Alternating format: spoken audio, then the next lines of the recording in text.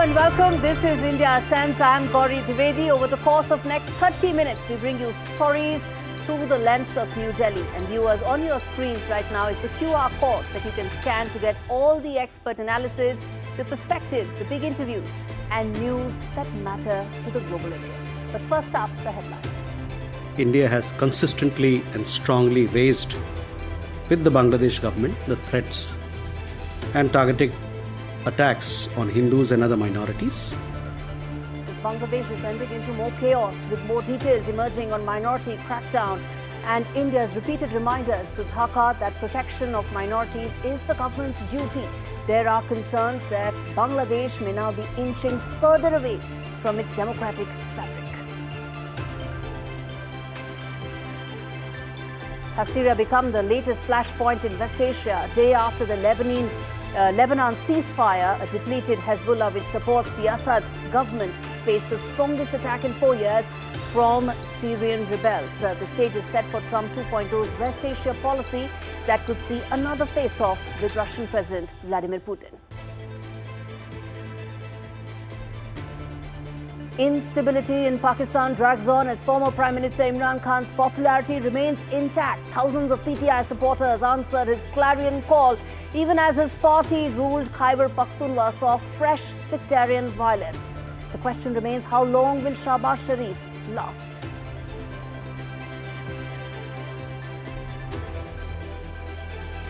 As Donald Trump completes his dream team of China hawks, we decode what this will mean for New Delhi.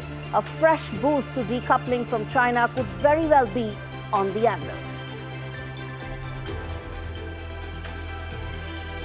And Xi Jinping's military purge continues after two former and one sitting defense minister. It's now the turn of Naval Commander Mao Hua to face probe for graft. All is not well as Xi Jinping's pet project BRI is also facing resistance from more and more countries.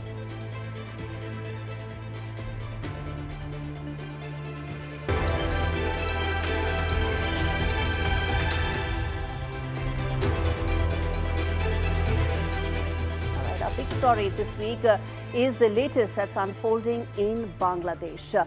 Once the pride of South Asia, Bangladesh may well now be at a point of possibly no return, and that looks like it may be inching closer towards Pakistan. And why do I say that? Well, there are now growing threats of Islamization. Dhaka is also now sinking into political violence. There's sectarian tensions, and there is growing economic instability.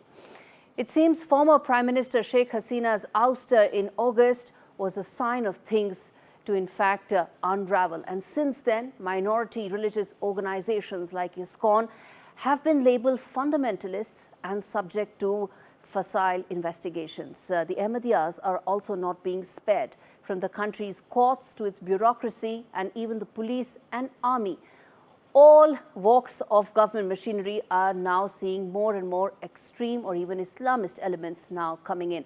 What started as a student protest is now dismantling Bangladesh. That's what's happening. Its democracy is pretty much crumbling. And Sheikh Hasina has finally spoken out in the face of rising authoritarianism. Sheikh Hasina condemned the arrest of the Hindu priest, Chinmay Krishnadas Brahmachari, calling it part of a broader pattern of anarchic activities and attacks on religious minorities. The priest's arrest has also struck a nerve with the international community, the latest one being British Conservative MP Bob Blackman. He has raised this issue of violence against Hindus in Bangladesh in the UK Parliament on Wednesday.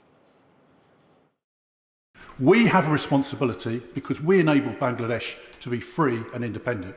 Now, whatever the change of government has been in Bangladesh, it cannot be acceptable that religious minorities are persecuted in this way. Okay, now the political climate is changing rapidly, and with Jamaat-e-Islami, a once banned Islamist party, now issuing statement on the interim government's behalf, the future of Dhaka's secular ideals is now increasingly becoming uncertain. আমরা শুধু ISKCON না, আমরা বলেছি জাতীয় স্বার্থের বিরুদ্ধে যারাই যাবে তাদের ব্যাপারে পদক্ষেপ নিতে হবে। Now, even more troubling is the meeting that took place between Mohammed Yunus and the chief prosecutor of the International Criminal Court. Who is that? That's Karim Khan. Well, Karim Khan himself is a controversial figure. In fact, he has some very, very checkered past. A female lawyer working for Khan was allegedly subjected to sexual advances by him. And there's been, in fact, an inquiry that's taking place against him. And after these allegations made global headlines, Khan now finds himself subject of an extreme and a very long inquiry. Now, there's more, in fact. Khan met Yunus at the very same Jamuna State Guest House on Wednesday as Jamaat's senior leadership did on Thursday as well. Okay, now this raises some very uncomfortable questions. Does he, in fact, tacitly support the atrocities that are being committed against Bangladesh's minorities? It's not just about the Hindus, it's about the Ahmadiyas, it's about the Christians, it's about the Buddhists. And is he turning a blind eye to the rising tide of extremism that's engulfing Bangladesh? What was once a nation of hope is now facing the harsh reality of economic collapse. Daily goods are now becoming expensive. Governments now not being able to ensure law and order. And that impacts the economy, that impacts its future, which is pretty much hanging by a thread with no prospect of an electoral timeline being offered to its citizens. And amidst all the chaos, Mohammed Yunus, once the West's blue-eyed boy, is now facing stark criticism, with President-elect Donald Trump condemning the violence on his campaign trail. The question now is whether Bangladesh can claw its way back from this, from the brink. As the sands of time slip away, the nation's future is now becoming clearer. From progress, it's become peril, and from democracy, it's becoming disaster. The road ahead is uncertain, but one thing is clear: Bangladesh's fight for its soul is far from over.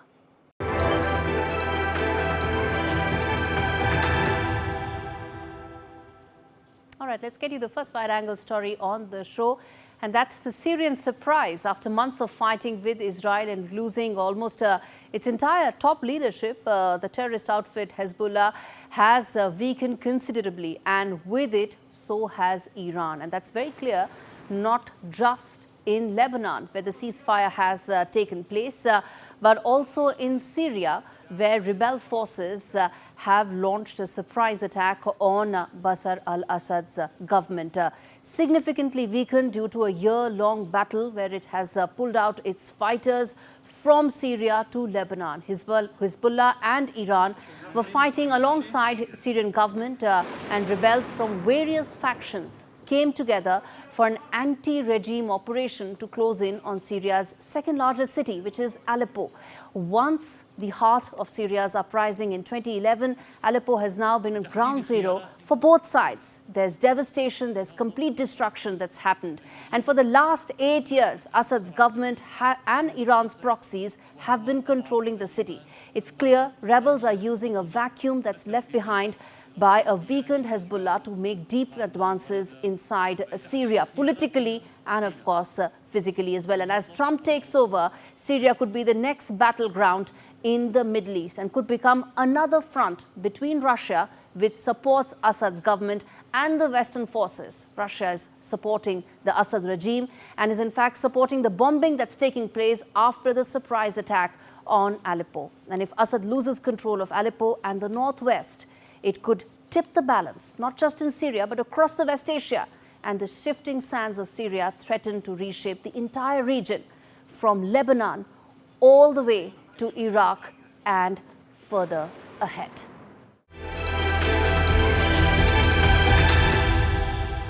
To the top voice joining us on the broadcast, Faisal Hamza, Senior Advisor to Minister of Investment, Government of Saudi Arabia, joining me live from Riyadh in Saudi Arabia. Mr. Hamza, thanks much for taking out the time speaking to me on India Ascents. And there's in fact a lot to talk about. You're trying, and your government is trying, to get in big ticket investments. Let me start by asking you about that. The Global Supply Chain Resilience Initiative that your government is really trying to now work on. How does that get and align with Saudi Arabia's Vision 2030? Right. So I'll take the question in two parts.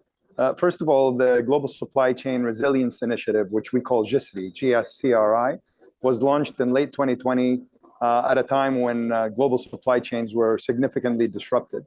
So it's a forward-looking program meant to plug the kingdom into global supply chains and offer manufacturers a site to produce from to target significant portions of the globe. So we have four main objectives in the GSRI program. Number one is to target large-scale export-oriented manufacturing. Second one is to increase supply chain resilience. So as an example of that, if certain supply chains are very concentrated in one or two countries, those are good supply chains for us to try to also get into the kingdom and to use the kingdom as a target to target broader areas of the globe. We want to develop integrated value chains and both locally and globally. And most importantly, we have a concept here called green shoring. And what is green shoring? Green shoring is with the need for lower carbon footprints these days and ESG investing. The kingdom offers clean and green energy to manufacturers so they can come and take advantage of the kingdom's clean energy sources and be closer to the clean energy sources and cost-effective energy sources. So that I think addresses the first part of the question. The second part of the question, the Vision 2030 aims to diversify the Saudi economy and to diversify away mainly from the oil and gas and petrochemical sectors. So GSRI targets many sectors that are historically not present in the kingdom. And so it's completely consistent with the vision and diversification of the economy and attracting foreign direct investment into the kingdom.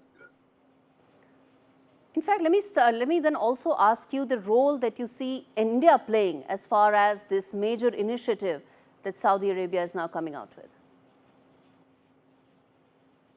Extremely important. As you may be aware, one of our announced transactions today was with a large Indian group, and we're very excited about that. But India is a key trading partner of the kingdom, always has been, and we anticipate that it always will be.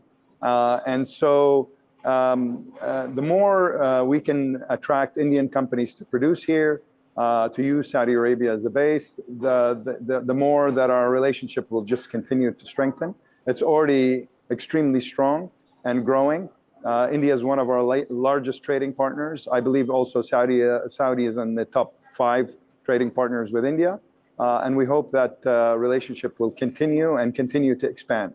And we encourage Indian companies to come and to explore using the kingdom as a hub to benefit from our competitive advantages that we discussed earlier. Mr. Hamza, we are talking because India sees itself to play a significant role in this region, in the Middle East, in West Asia. It's not just about trade, it's about a larger role that India envisages for itself. And for that, IMEC is extremely important. I want to ask you, what are your thoughts when it comes to the India-Middle East corridor, its significance for the region and for the India-Saudi Arabia relationship as well? IMEC is extremely important from a number of aspects. It stands for India, Middle East, Europe corridor, and it aims to connect India, Saudi Arabia, and Europe in, I think, 3 main areas. One is data and data cables, and we're already quite active in that regard, and there's a number of projects connecting Europe with the kingdom for high bandwidth subsea cables, and I expect that those cables will continue eastward and connect to India as well. So that's number one priority, especially with the AI revolution that's going on these days. The second area is logistics, and that's connecting India with Europe through Saudi Arabia, possibly through a rail network which will shorten the transport time between India and Europe significantly. I think something like 12 days, but that's very important. And finally, we're connecting East and West with energy through subsea power cables, and that's very critical to the kingdom. We have a huge program of renewable energy And we would love to connect East and West to be able to give our clean energy to the world. And India, of course, is a very important part of that. So that's all extremely consistent with what IMEC is all about. And the Global Supply Chain Resilience Initiative is focusing on electrification, copper and copper cables, data center infrastructure, and the like. So it kind of very consistent with the themes identified in IMEC. All right, Mr. Hamza. Thanks much for breaking that down for us. Of course, it's much more than just economic partnerships and trade partnerships, but that's pretty much at the heart of this relationship. Thanks much for taking out the time.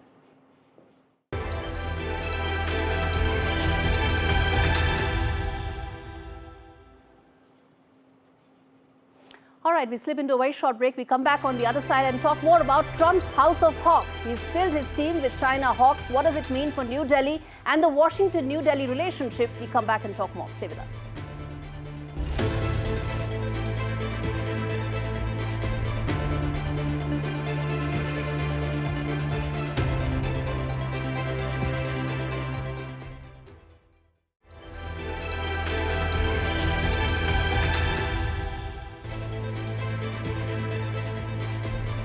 Welcome back. You're watching India Ascents. Now we focus on President-elect Donald Trump's dream team, which is now pretty much in place. And a look at his economic team pretty much gives an idea of how he plans to carry forward the economic promises he made on the campaign trail. It's full of China hawks, which means he's going to have a very strong stance when it comes to China. But will that give an opportunity to New Delhi, whether in terms of tariffs? Could that be in terms of decoupling?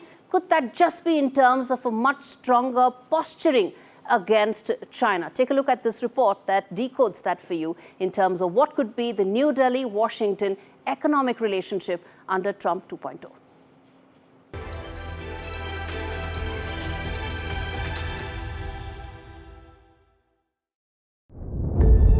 Trump's House of Hawks is now almost complete. Kevin Hassett, pick from Trump 1.0 and a known votary of tax cuts, has been announced as Director of National Economic Council. And Jamieson Greer has been picked to be the trade representative. With Canada, Mexico, and China accounting for 41% of U.S. trade, bulk of Greer's tariff salvo will be directed towards these countries. In fact, Greer's thoughts on China are both radical and maverick, like expansion of export controls from semiconductors to other tech areas, revocation of China's permanent normal trade relation status, and stronger investment controls. While most of them will not translate into U.S. policy, the hawkish position is indicative of the broad direction of Trump 2.0. And India will not go unscathed, especially since Trump termed India as tariff king, but India has reasons to be less wary. Greer is also championing decoupling from China, a move that could provide a major flip to India to be part of global supply chains. An imminent trade war may also be short-lived since, as per Goldman Sachs, it will push up personal consumption expenses by almost a percentage. For Trump, tariffs will also be a negotiating tactic, one where New Delhi is best not part of.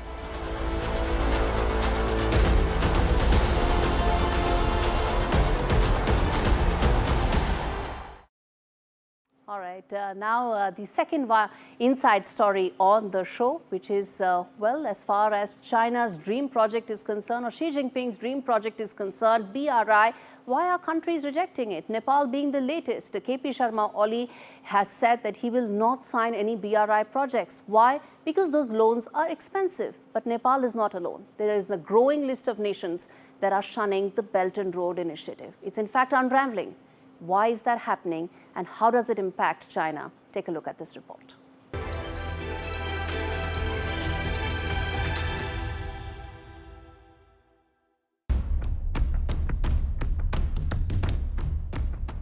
In a world where financial highways crisscross continents, China's Belt and Road Initiative, or the BRI, has once again heralded a golden road to prosperity. But today it finds itself in troubled waters. The promise, infrastructure development, investment and trade for developing nations across Asia, Africa and beyond. The reality, a growing chorus of critics from Global South accusing Beijing of creating a debt trap that could leave countries at risk of losing control over their sovereignty. Nepal's Prime Minister KP Sharma Oli recently made waves, shattering the myth of Chinese economic benevolence. Oli declined. He would not sign any new loan agreements under the BRI using his official visit to Beijing this December.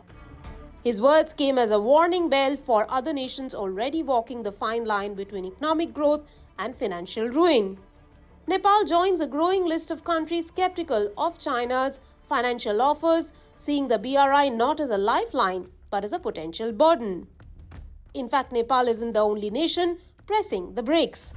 Brazil, the giant of South America, has now joined India in rejecting China's ambitious project. After India's refusal, Brazil became the second BRICS country to sidestep the BRI, a clear sign that even emerging economies are waking up to the risks of Chinese debt diplomacy. A stark warning from the International Monetary Fund has echoed across the Indian Ocean as the Maldives faces the perilous edge of a debt crisis, warning the country of high debt distress due to its growing reliance on Chinese loans. With Ireland sinking under the weight of mounting bills, the IMF calls for an urgent policy adjustment before it's too late.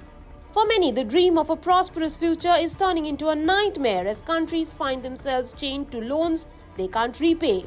China's Belt and Road Initiative, once a beacon of global connectivity, may now be seen as a dangerous game of high-stakes geopolitics where the cost of entry might just be too high. With that, it's a wrap on this edition of India Sense. Thanks so much for watching.